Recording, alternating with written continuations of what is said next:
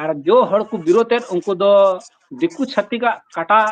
चाटो हड़ कना को चेदा कि दिकू छत्ती को अखरीन कना उनका उनको को हड़ दो मम्मी शब्द की गोगो हबन मेताव को गौ हबन मेताव को अयु हबन मेताव को ना तो अलग अलग राज्य हिसाब ते भाषा डुंगो कना ओना जस्ती से जस्ती लैंग्वेज ते इन ओलो पढ़ाइन चित ओना के ठीक हुआ ताकि उनकान जगह रे इन ओको ठाम को ठग दड़ी होई से ओको ठाम को जगह रे अबुरन कोड़ा कुड़ी को नाचार चु कान से को जहां का जो ओना बात में मिटे कथा को रोड लेकिन ये ऑल चिकेर की ताको उनको को जोहार के सलाम को निया एएनएच न्यूज तलारे सलाम को सगुंतराम तेहिन दुई गलमरावा अबो संथाल समाज तलारे एमा लेकान एटे हेंडे चला कना एटे हेंडे मेन लेकाते जे लेकाई मेन किया जो झारखंड रे अबो जो गढ़ कान ओंडे आयमा लेका नितो नेल नामो कना ऑल चिकी बारेते आयमा लेकान हड़ को विरोध दा आदो निया बारेते की कुछ लिंग गलमरावा अबो संगते जुपड़ाव कान रंजू 20 के नुई मिटे यूट्यूब चैनल चलाव दा अडी नपाय ते जवाब एमाव कना जहांटा बड़ी कमी का जहां मौजे कमी का मौज गई रपला एमाव कना अदो तेहिन मी बार कथा कुली कुलिन दोहय दा नुई समांग रे नी तला रे जो मरांग रे निया एनएच नुई तला रे जोहार गे जोहार जोहार तबे तो येलो कना जो बोले संथाल परगाना रे नी ऑल चिकी अडा को विरोध दा आयमा लेकान तिरले को पठुआ को कुड़ी को कोड़ा को तदो कना नी विरोध लगी धरना प्रदूषण ते नी बारेते आपन आम चे मेन किया इन दो निया बारेते मेनी मेना जो कि अलो पढ़ा कोड़ा कुड़ी दो जो विरोध को डुंगो कान निया दो बेवकूफ लेका को कमी है यानी ना समझ होड़ लेका अलो पढ़ा कोड़ा कुड़िया दो निया की अक्षर होना चाहिए या ज्ञान होना चाहिए कि इन चे लेकाते अधिक से अधिक लैंग्वेज ते अलो पढ़ा इन चीज या अधिक से अधिक लैंग्वेज इन चीज चिकाते ओना जरूरी कथा कना ओना हुदिस ज्ञान होना चाहिए कि विरोध आर निये बारते कंट्रोवर्सी रखा कोई फायदा बन आम दो मेना कि अधिक से अधिक भाषा ते इन ओलो फाइन चीट का खाय तो ओकार हो इन धोखा बन जम दरिया या ओकोटा हमको ठग दड़िउnya से ओकोटा हमको एड़े दड़िउnya इnya मेन दो निये हुदिस कना अच्छा मिटन जो कुड़ी मिनाया जो प्रेमलता मुर्मू नेलनामो कना सोशल मीडिया रे मेना तया अदो नी प्रेमलता मुर्मू बारेते आम चे मेन जो ऑल चिकी विरोध का अच्छा जो नुई कुड़ी गिद्र आय मेनदा ओलो पढ़ा शिक्षित कुड़ी कना इन दो ठीक आले दो बोले जो कि कथा बांग मिसा कान तालिया हंतेन को हड़ दो कथाय गोगो दो कथाय अयु को मेताव कोआ और नोते दो भाई गोगो दो गोगो को मेताव कोआ यानी कि हिंदी तो मेता को माँ ठीक तो हिंदी रहा बारिया डबिंग भाषा मेना हिंदी ते हाँ माँ को मेताव कोआ प्लस मम्मी को मेताव कोआ ठीक है माँ गे को मेताव कोआ तो उनका का की अलग अलग राज्यों रे अलग अलग भाषा अनुसार ते अबू हड़ हो ओकोय दो गगो बुन मेताव कोआ ओकोय दो अयु बुन मेताव कोआ ओकोय दो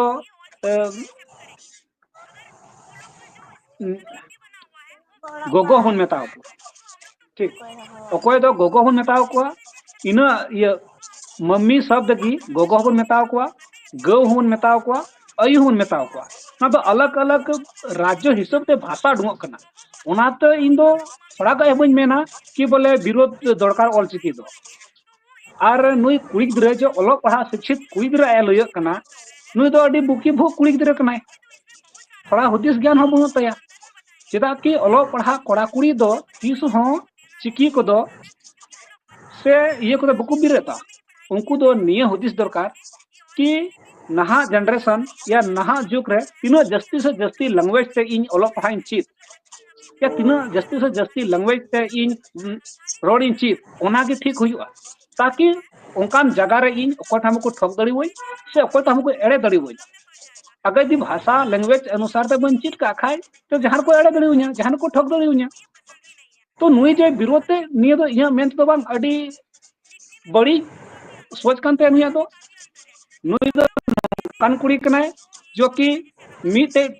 डहार गी पंजाया उनी तो बाय मेना कि नीटा डहार तीन सेन लेन खाय तो पेसे आरहों इन मंजिलिंग नाम से नीटा डहार तो पेसे शॉर्टकट गी तो आर रही ऑल चिकी नी तो अबुआ जो कि रहा आड़ांग कना अबुआ जन्म भाषा कना निये दो कतई गी विरोध बांग दरकार चेदा कि जतो जता अलग अलग भाषा ते भाषा में तकवा प्लस पढ़ाव हम तकवा उनका लगा के अबुआ हो जो कि संथाली भाषा कान तबुना संथाली भाषा अनुसार ते ऑल चिकी अगुआ पढ़ाव कान तबुना नी तो कुसी कुसी रस्के रस्के ते ओला पढ़ाव दरकार ताकि जहां तिस गौरव तबुन लय दड़िया बांग आलेया हम मिटे मात्र भाषा में मात्र भाषा अनुसार ते पढ़ाई हम तलेया चलका मुसलवा दो उर्दू में तकवा हिंदुआ दो हिंदी में तकवा तेलुगुआ दो तेलुगु में तकवा बंगालिया दो बंगाल रन होड़ा दो बांग्ला भाषा में तकवा उड़ावा दो उड़िया भाषा में तकवा जतो होड़ा मेना लेकिन अबु होड़ा गे चला बनुआ नो नोकान होड़ को जो को विरोध उनको को कारण तगी जो कि अबु उसरा जहाना चीज रे बबुन लहा दड़िया कना से बबुन हताव गोल दड़िया अच्छा नितो ñel ñamok kana Dumka re Dumka railway station रे लाहाते ऑल केदा को ऑल चिकिते Dumka नितो फिलहाल ñelok kana जो बोले ना को मेटाव कते आरो Dumka की को ऑल केदा हिंदी ते नितान हो एक नंबर रे हिंदी दिके ऑल कना Dumka आ लतार हो एक दो तीन नंबर रे हिंदी हिंदी दिको ऑल केदा लाहाते ऑल चिकी तहे कना नितो हिंदी को ऑल केदा चेल का नियम ñel ñam दा तो नुकू तो निये को मेना कि बोले बांग मा बोले आले दो हर तले ऑल लेकिन हरते ऑल दो ऑल चिकी तगी ऑल तहेलेन जो ओनागी सही तहन निये जहां की मेताव को दिकु छाती से जहां की मेताव को चे नी दो संथाली तबे ऑल कदा चेतान रे हिंदी तना दुमका उसके बाद इंग्लिश ते मेना दुमका उसके बाद निये तो चेत भाषा हुईना हां नी मा हरतमा बो हलन कोई दुमका हांडे तो दुमका और नोडे तो दुमका बस इन फर्क में हांडे दो हरसुकर में हांडे दो दुर्गु हरसुकर में तो फर्क दो कर हुई ना वो संथाली लैंग्वेज दो जो लहाते ओल चिकीते तहेलेन चिकीते ओनागे सही गे तहेन और जहांटा गे नोंका मेटाव कते या 1 बजे नींद 2 बजे नींद रे सेन कते उकु कुमड़ू हर लेका मेटाव कते को ऑल बदल का नुकु दो संथाली संथाल उनको ऑल चिकी विरोधी रन कलंक कना को नोंकान को हर दो कुमड़ू को हम 72 कुमड़ू को कुमड़ू दड़िया जो कि बापे कुसिया कना भाई अब एक मिनट नोड़े रुको मैं चिकाते उनो हिम्मत को नाम केदा जो बोले लातार रे ऑल चिकी अचो कते आरो ऑल चिकी तको बांग ऑल चिकी तको अचो केदा आयो हिंदी तको ऑल नाम केदा ओंडे चिकाते ओकोई होई दरे उनो हिम्मत बोले इन दो पासे मेन है कुछ प्लस ओंडे दुमका रेलवे स्टेशन रन कुछ अधिकारी नेल ले कुरहो पेसे बकु माना ले को चे कि दिकु छतकिन को चाहा कान कि बोले संथाली लैंग्वेज ते ओकार हो बांग ओलो संथाली लैंग्वेज ते ओकार हो बांग शुरू कि उनको बांका जतो जिनिस लहा कान तकुआ तो उना हो उनको प्लस पॉइंट को नाम केदा और नोंका उनको कमी केदा मेटाव केदा को और अकु ते को ऑल केदा और बांग खाय कोई मजाल बनुआ बोले इन भीड़ रे उनी ओंडे मेटाव कते आजते ऑल दड़िया नोंका कते बांग होई दड़िया गलती तो पहले मेना ओंडेन को प्रशासना गलती तो मेना दुमका रेलवे स्टेशन रन प्रशासना प्लस या कर्मचारी ओंडेन को हुई दड़िया आमदाती मेना और वखा अकोय हा मजाल बनुआ कि बोले उनी 12-1 बजे नींद सेन कते इन हड़ को तहन रहो भाई स्टेशन नो 24 घंटा हड़ को तहन नो बढ़ाएगी जहांटा जहां लकाय खाय जरूर हड़ को आवाज उठाव की गया अच्छा मुचे मुचे चे संदेश माव का को विरोध का नहीं बारे मुचे इन दो निये संदेश मा को जो कि ऑल चिकी विरोध किते कोई लाभ बनुआ चिता कि ऑल चिकी चेतन खय आदेश हुईना चेतन खय फरमान हुईना चेतन खय की हेज अकना जो कि द्रौपदी मुर्मू सुही वदा प्लस रे कोर्ट खय हो सुही हेजना प्लस रे प्रधानमंत्री होय उनी होय मना बता केदा बांग बोले नुका भाषा मेनाते ऑल चिकी लिपि हो होना दरकार नुका चाकी जनसंख्या तदाद ढेर गी ताबुना अबुआ और ओना खातिर तगी चंग अबु मा झारखंड बदल का ताकि अलग जाति अलग राज्य अलग जाति हिसाब से अलग भाषा ते अलग पढ़ाव होना दरकार और जो हड़ को विरोध उनको दो दिकु छत्ती का काटा चाटो हड़ कना को चेदा कि दिकू छाटिक को अखरिñ कना उनका उनको को हड़ दो उनको की हड़ को विरोधा ठीक इन को जगह रे खई इन को जगह रे अबुरन कोड़ा कुड़ी को नाचार हचु कान से को जहां का उना बात में मिटे कथा को रोड लेकिन ये ऑलचिकी रे को उनको को रोड़ा नुको दो वही दिकू छाटिक काटा छाट हड़ कना को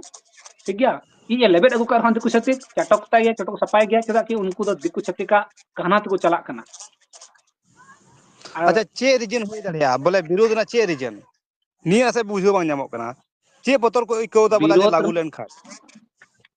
विरोध ना दो उनको को विरोध ते ओना ना दो कोई नजर दो बनुआ उनको दो ए निये को मेना जो बोले हंते दो बोले कईद दो डबा को मेता डबा दो बोले कईद को मेता